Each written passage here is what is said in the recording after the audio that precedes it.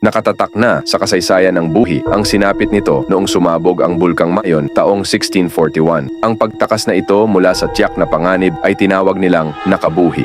Makailang beses pa silang lumipat ng lugar para sa kaligtasan at dito na nagsimula ang bayan ng Buhi. Natagpuan ito ng konkistador at paring Pransiskano. Itinatag nila ang Buhi taong 1578. Una itong naging parte ng Nabwa.